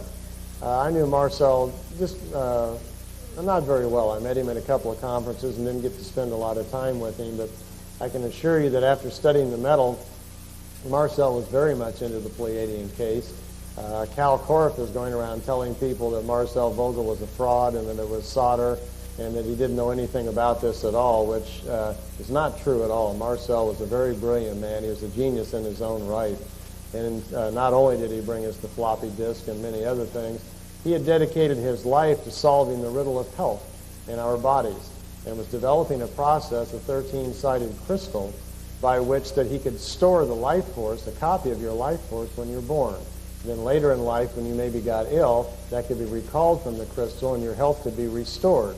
He had solved the problem of how to make the crystal, and he'd even figured out how to store the life force in it, but unfortunately he passed away before he solved the whole thing on how to get it out. So hopefully someone will continue his work. But I can assure you that Marcel Vogel knows the difference between solder and silver and other materials. And I think if you find watching the hour-long tape, you'll see that Marcel knows his stuff. I like this picture a lot. What happened to it? Well, there was, as I understand it, 4 samples. I don't know too much about the metal. You could ask Wendell on the side if you want, but I believe 4 samples were provided. They represented 4 of the 7 stages that they used to create the alloys. Marcel told me that the, one occasion anyway, that the 4th sample that he had that he was most excited about, he was in his office and got a call to go down the hall, put the sample in his right jacket pocket, walked down the hall to the other office where he was going, and when he got there, the sample was missing out of his pocket. He told me anyway that he was probably figured they probably took it back. Beyond that, he had really no explanation of what might have happened to it. This is a drawing of what Semyasi looked like. She was about 5'4", really had kind of red blondish hair, was approximately 330 years old at the time that she was having the contacts with Billy. Now that sounds, doesn't she look good for her age? Taking those Pleiadian health pills, you know. Actually, they, most of their lifespan is because of the age of their spirit. Each time you have a material lifetime, you experience things, experience becomes wisdom, wisdom is energy, energy is fed to your spirit form. The longer you live, the more lifetimes you have, the more energy your spirit has to sustain the material lifetime. So if all other things are equal, each time you live a material life, very slowly you will start living longer and longer each time. So they benefit greatly from being a lot older than us as a spirit form. They still are material beings just like we are. They have their faults, their problems, they love, they hate, they have children, they get married, they do pretty much all the same things we do. They are not perfect by any stretch of the imagination. They openly admit they don't even understand us that well. They're trying to figure us out as much as we are figuring out them, and they make mistakes also. But we can also learn some things from them, and they can learn some things from us. They also benefit, of course, greatly of their technology. They have hardly any illnesses on their world any longer. Actually, they remark that almost all the illnesses they find here on Earth are by what they call irrational or illogical thinking. Either we think our body's sick because of the illogical way that we think, or in our irrational state we create diseases like cancer and AIDS and so forth and let them loose into our society, and they just can't understand why we do anything like that. She said, by the way, that we could probably greatly enhance our own lifespan here if people would just learn to use their spiritual energy more and control their bodies. You can literally, through your own spiritual balance, if you learn to meditate, you can learn to control each one of the cells in your body and literally keep disease from decaying the body as fast as it does. The Easterners understand this, and here in the West we're going to very slowly hopefully get away from soaking our bodies in chemicals and preservatives all the time, and we can learn that we can do this with our own mind. This is a picture of Ascot. I mentioned, and so did Wendell, that in Billy's younger years, from about 16 through 27, these were his real years of education for himself. And this is a picture taken of Ascot inside of a craft at a reunion he had several years later. He hadn't seen her for quite a while. Inside the ship, this poor little camera that he has, the film is usually always kind of this gray-green color. And as Wendell remarked, his camera's not in very good shape, jammed at about f/14 short of infinity. And because of that, if you're into photography and all, that controls the depth of field. Anything about the first 10, 12 feet is a little blurry. So he didn't get a very good shot here. That was, he was on board a timber craft, and that was the only time he'd met this lady. And she was kind of Ascot's assistant or co-pilot or something like that. Don't know much about her. Well, actually, it was for Billy's own personal benefit. It was kind of a family thing, and Ascot didn't mind because she said that she had no plans to return to Earth, at least not anytime soon, and she didn't mind her image being taken. I think for a long time it was just something personal for Billy, and then eventually the picture came out. This is Billy with his long beard. Most of his life has been spent in the pursuit of the spiritual side of life. Because of that, he thought it might be interesting to grow the long beard to facilitate the material body in kind of like an antenna, which it does. And as you can see, he really got into the beard. This is a drawing of what Emmanuel, known to most of us as Jesus Christ, looked like around the time of the crucifixion. Wendell mentioned earlier the wonderful work that Dr. Deerdorf has done in researching all the information that came out of Billy's contacts with this information. And if any of you want to pursue that, I would suggest you get Dr. Deerdorf's book called Celestial Teachings, or the actual scrolls, the original writings from that time period by Emmanuel himself are now published in a little book called the Talmud of Emanuel. And you can read that if you're interested in that, and you can find out a lot of things for it yourself. Just to give you a rough overview, this is what he looked like at the time of the crucifixion. He did not die on the cross. The Pleiadians say that he actually survived it. He went on to Damascus. He was there met by his mother and Judas and a couple of other friends. They continued their journey. He went into Afghanistan, went into Pakistan, where his mother passed away when he was 45 years old. She's buried in a small town called Mari, Pakistan, M-A-R-I. He eventually wound up in what's called the Kashmir Valley, the northern part of India. There's a little town there called Srinagar. He was married, lived there, had 3 children. He died there at the age of 115, and his body's buried outside of town on the side of a hill. That if you go there, there's actually certain people you can get in contact with and go out and see the burial site yourself. So who protected this, why, this process? Well, I wouldn't call it a lie. I think it's what we're looking at is after the crucifixion, he literally disappeared. They say that is true. And I think what we're looking at is if we go back 2,000 years, I think the people of the time really interpreted it the best they could with what was going on. They didn't know what was happening. Emanuel even told Billy that at his time that he was alive, he was so much more advanced than the people that he was talking with. He could spend a whole afternoon on a particular subject trying to educate them about something, come back the next day, and they were totally confused. They didn't even get it. He was very frustrated because of that. His work was quite difficult.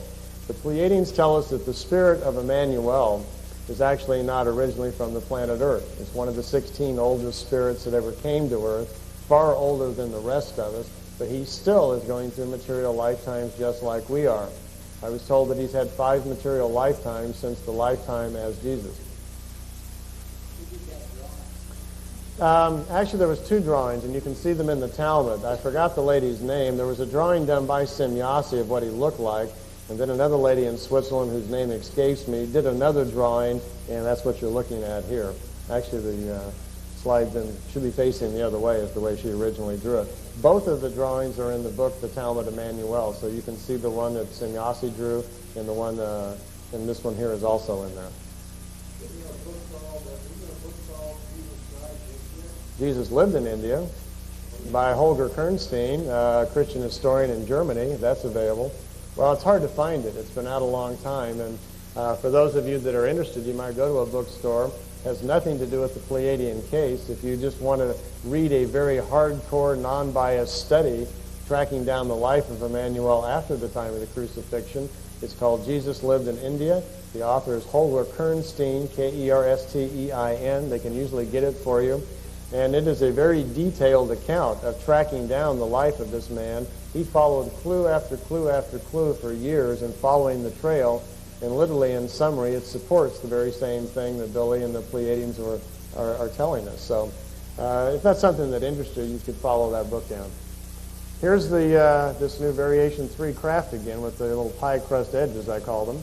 And this craft is a little more advanced than the older, the smooth type. It has the ability to actually move in time. The older ones, as I mentioned, can go interdimensionally. They can make the jumps along in space. Remember I told you once you're outside of our normal space, you have to control the speed of your particles or you'll slip in time. This ship has the ability to purposefully do that. It can leave our dimensional reality and then move itself up and down the time span and re-enter at different time periods. So it's quite advanced. This was one of the blow-ups that Wendell and Jim De La Tosa did during the time they were examining the film. It's not actually a real close-up picture. The computer did this and filled in all the pixels. So you can see how dramatically the technology that Wendell and De La Tosa came across was able to really clean these pictures up and see them very closely. Also, by doing this, they can do what are called thermograms. They can attach colors to temperatures of light and examine the light bouncing off the craft, then examine the light in the known area around it, like on the ground and on the trees, to determine whether or not it is the same reflected light. That way they can determine whether or not you're looking at a model or a paste up. And all of Billy's pictures passed in flying colors. There's never been any evidence at all of any kind of trickery with any of his pictures. Matter of fact, just the opposite. It is the only known UFO case in history so far that has over 1,200 pictures, daytime pictures, that have all passed the test. It'd be fun to have one of these, wouldn't it? You could just borrow one, and what would you guys do?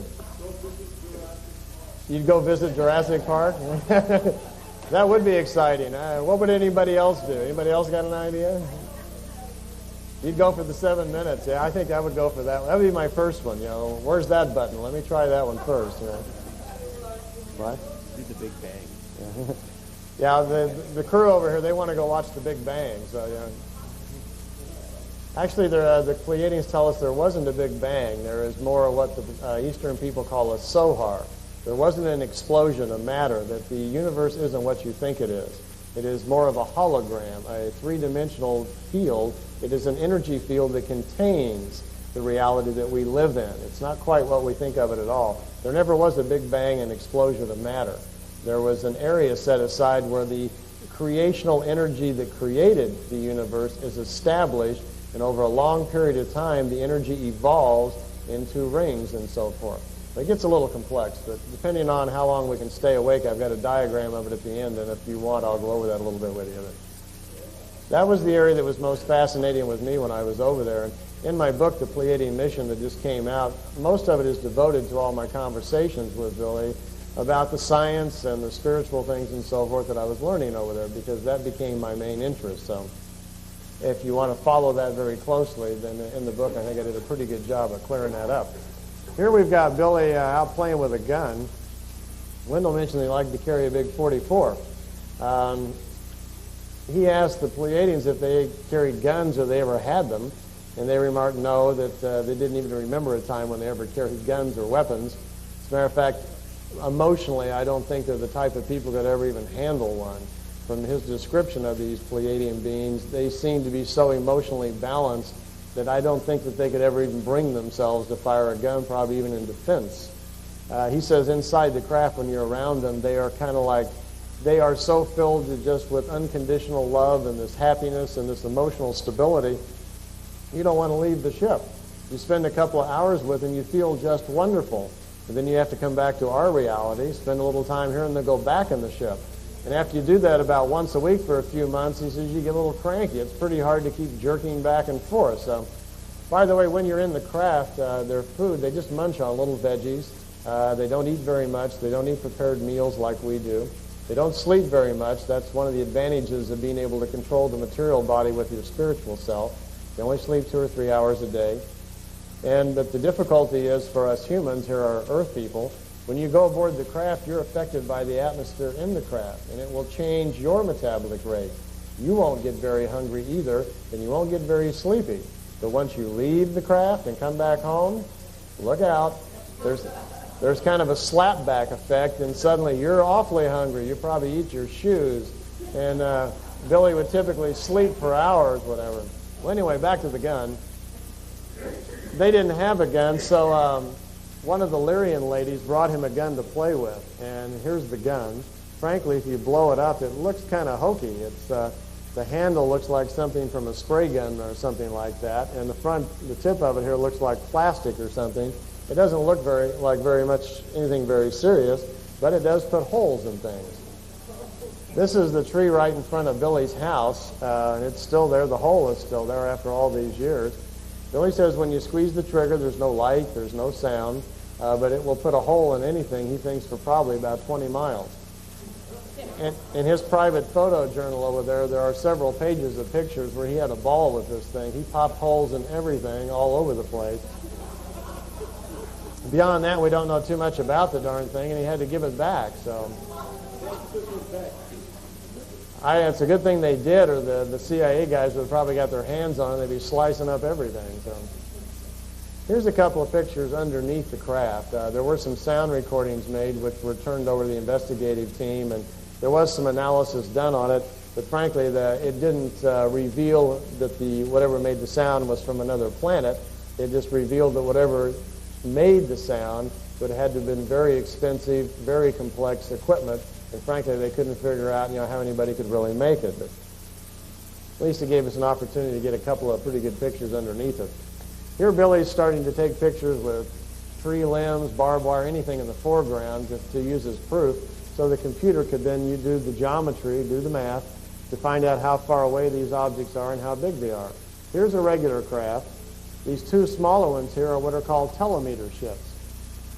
Telemeters was a phrase, I guess, given by Wendell, to refer to remote ships. There's nobody in them.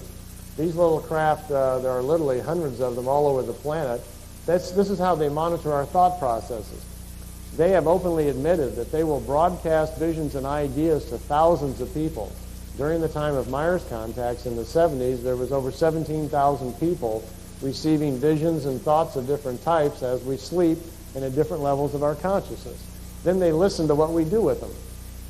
To them, they feel this is one way that they can help us learn things and help us to raise our consciousness ourselves without really interfering with our own free will. So they're allowing us to kind of get some information and data, and then what we do with it is up to us. Fortunately for us, they're not forcing us. Then if they were too open and gave us too much information, it would overwhelm us, and they would wind up literally taking over our society. Here we've got a tripod in the foreground. On this occasion, Billy was also taking movie film. And for those of you that are interested, there is a videotape called Beam Ship, the movie footage. There are 7 or 8 clips, I forgot how many on there, of the ships flying around. Little short 5-minute segments that Billy took of the ships flying. Here you've got a regular craft, and then you've got these little 2 telemeter ships here. Notice in the new pictures that the new fellow has also already taken pictures of the telemeter craft. They're all over the place. Here's a pretty similar shot. See how all over Switzerland you have these big hills and they fall off for thousands of feet?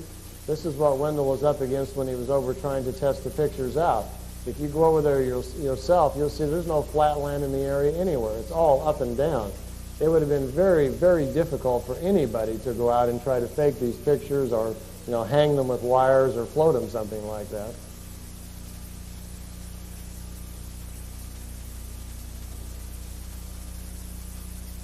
Now this one's pretty interesting.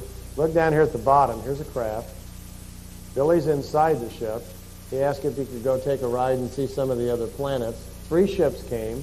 He's in one of them. They're just taking off from the ground. Here's one down here, and here's the other one up here. Here you can see it just a little better in this next shot. And here we're inside with the kind of the green-gray color.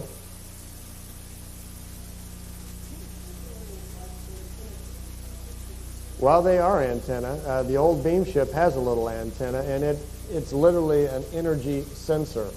You know how in astrology we try to calculate the effects of different planets? They do something like that too, and this antenna is used to detect different kinds of energies. And on the older beam ship craft here, we see that quite frequently. It's not on the newer ships, but it's frankly just an antenna, just like any other antenna, to detect different kinds of energy fields. It even has, there's a ring around the old beam ship too that cleans the metal. They turn that on every now and then and the metal cleans itself. Yeah, that's probably where they got it. They went into one of our markets and got some oven cleaners and said, here's a good idea. Now this is Billy's farm in Schmidt-Rudy, and out here in the parking lot you can see where they parked the cars. On the left here's the meditation building. Upstairs is the meditation room. Every Sunday we would get together in there, and they have a ring. They get in and meditate. In the Pleiades, they have a mantra for Earth, and many of the people on the Pleiades would do this mantra, this meditative mantra, at a specific time, so it would correlate here on Earth, so Billy's group could do it at the same time, so they could join in the energy that was being created. Billy even fashioned a little copper pyramid which facilitates the energy flow from the human being so it would have a better chance of connecting with their energy on the Pleiades.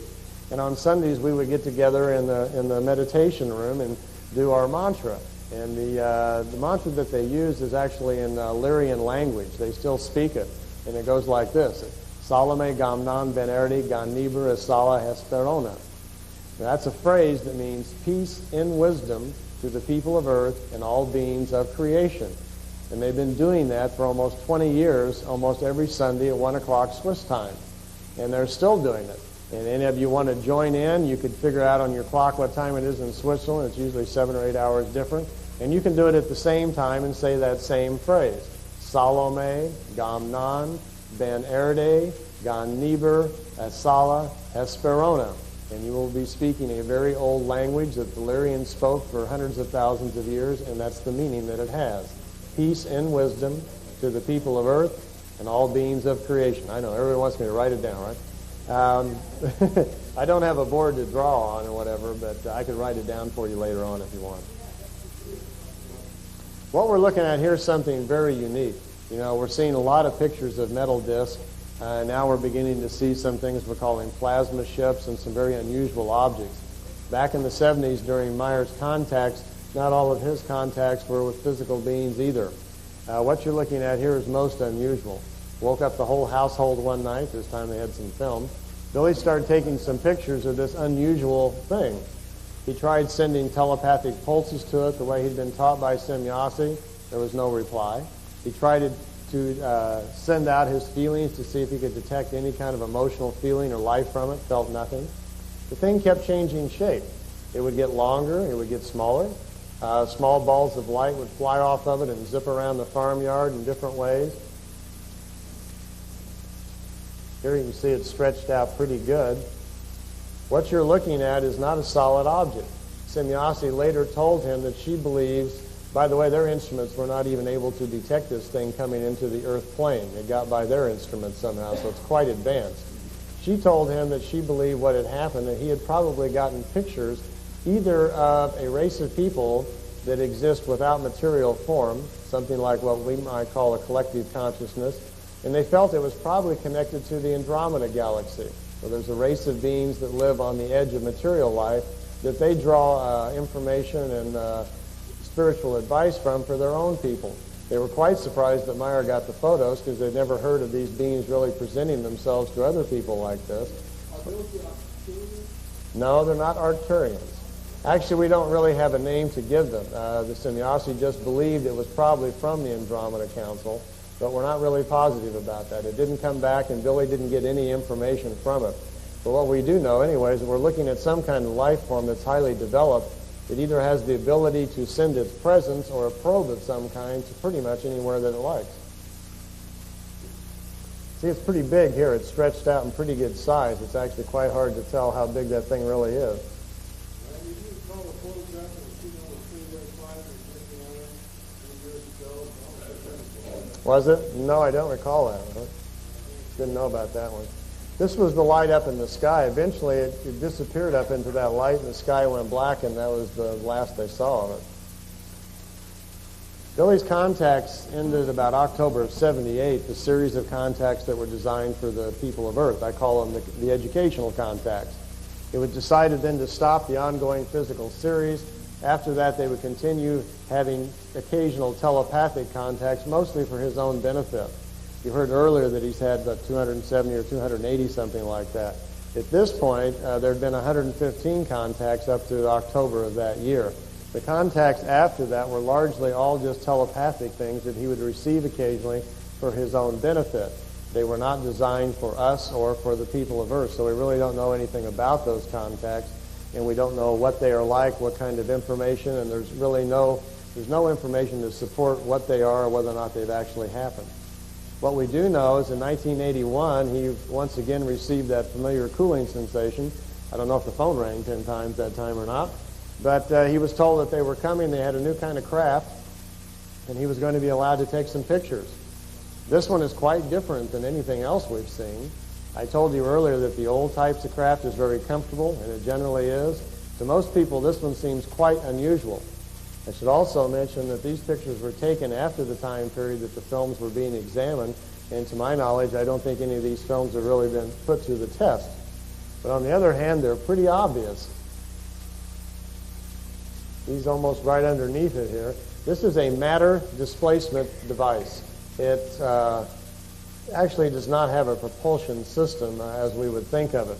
They discovered that, as you know, you have an auric field around your body, don't you? We're finding that out. We're also finding out that the planet has its own field around it, many of them. Star systems have a field around them that they create, and a galaxy itself has an energy field that it creates that is made up of all the life forms inside of it. They discovered, actually, or they were told, that within that galactic field, there are kind of like canals or veins where there is no time. And this craft, I call it a matter displacement device. Billy calls it the wedding cake. It has the ability to dematerialize itself, move into those veins or canals, whatever you want to call them. It can then reappear anywhere it wants to within the galaxy. It only works within the galaxy. And as far as we know, this was the first attempt at scaling down this kind of technology, which they had already worked out in their larger craft. And the smaller craft here was the first test ship, as far as we know, to try it out. As you can see, Billy's got him well trained to park the thing by a tree.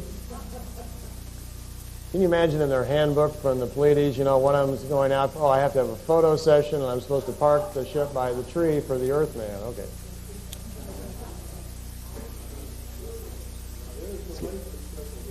It's getting serious, isn't it? Yeah, on the bottom, you'll see them a little better in a minute. They appear to be kind of like crystals, but I don't know that they really are.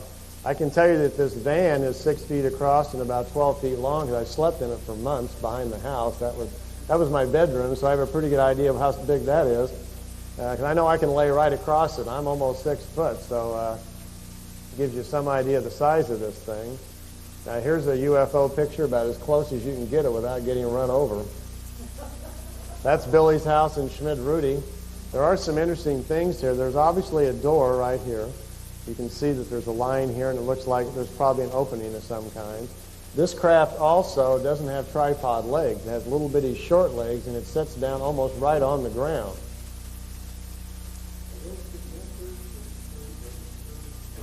The round balls? I don't know what they really are, and Billy didn't have any idea either. Yeah. All we know for sure, see the reflection in here?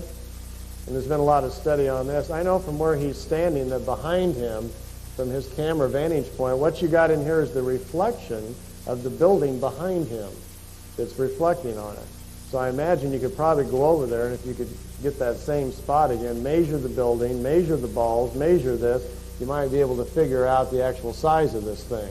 Personally, myself, and you can see here it's on the ground, Billy's not real tall. I think he's probably 5, 6, 7, somewhere right in there. And based on the fact how high the camera would be when he took the picture and being familiar with this general area, I can't see where this craft is over at the most 8 feet tall, if even quite that tall. With a little simple geometry, can tell you that this craft is probably, in my estimation, maybe not more than 15, 16 feet wide. I don't know for sure, but it seems to me that it's a little smaller than the regular ones. The garage door opener? It could use one, couldn't it? No, this was a manned ship. In Billy's photo book over there, they actually spent the afternoon there. When the craft came in, it floated over a couple of the cars sitting out here in the parking lot, and it messed up the electronics in the cars. And that afternoon, they were kind of embarrassed. They tried to fix the electronics in the cars, but they couldn't. Billy had a little fun with them that they can travel the universe, but they can't repair a Volkswagen. They stayed there pretty much all afternoon. As you can see, it's nighttime when they left. Here it is in the evening, and the craft is floating out over the cars there in the lot. That green light up there is the floodlight from the parking lot out in front of the house there when they were leaving. Did anybody else see the craft with the people in the car? I don't think so. I think he told me anyway that he was by himself that day when this happened. That there was nobody else there at the center, I don't know. An elevator, right? Well, it certainly is an unusual device. It would be interesting to find out now that there seem to be some new contacts started with this group from ALSA, and we might find out more about this craft. So far, we haven't seen any photo evidence that it exists, but perhaps in the near future we can find out from them if this was ever used again and if the technology developed into something, and then maybe we can get some validation as to about this craft in these pictures. This is what Robert's referring to as the crystals down here. I don't know if they're really crystals, but they do look like it. And over here is the little bitty small landing feet, and there's some sort of etching around the edge. It's pretty hard to understand.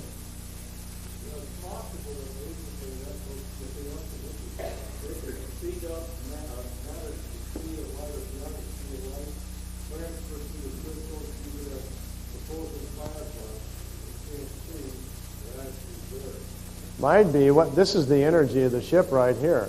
That's Billy standing there. You have to look kind of close. There's his legs. There's his head, and there's his hand. He's underneath the craft trying to get a picture of it. Someone else snapped a picture of Billy, and when the film came back, this energy, because the ship's right up here out of the frame of the picture, and here what you see is the energy from the craft all around Billy.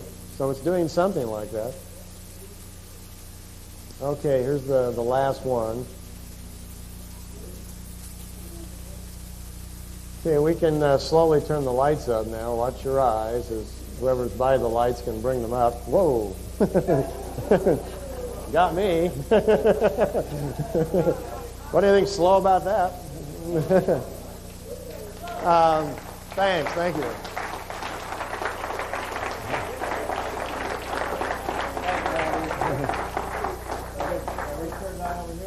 Thank you very much. It's been a long night. we didn't intend for this to run this long, but we didn't have the other thing going, so this is Thank you. Substitute, a quick plug-in to substitute for the discussion we had planned for the evening. Thank you very much, folks. See you tomorrow. What? You have a chart you can show. Well, I do, but it's just getting so late. It probably takes me another hour to go through all the charts and the mind. And it's in the book. I tell you what. I know it sounds like a sales pitch, but all of it's in the book if you're interested. And I do have a lot of copies there. So, yeah, I've got them right here if you'd like a copy of the book. If they'll let me in the other room, there's a case of them sitting there. I guess if I can get into the exhibit room. I'll be here tomorrow till noon, and I'll be here all morning at the table if anybody's interested. And I've got the videotapes with me, and I've got a lot of copies of the book, and I'll be there all morning till about noon. If you're welcome to come by then. Probably a lot of similarities. Thanks very much, folks, and good night. Thanks for sticking with us, okay?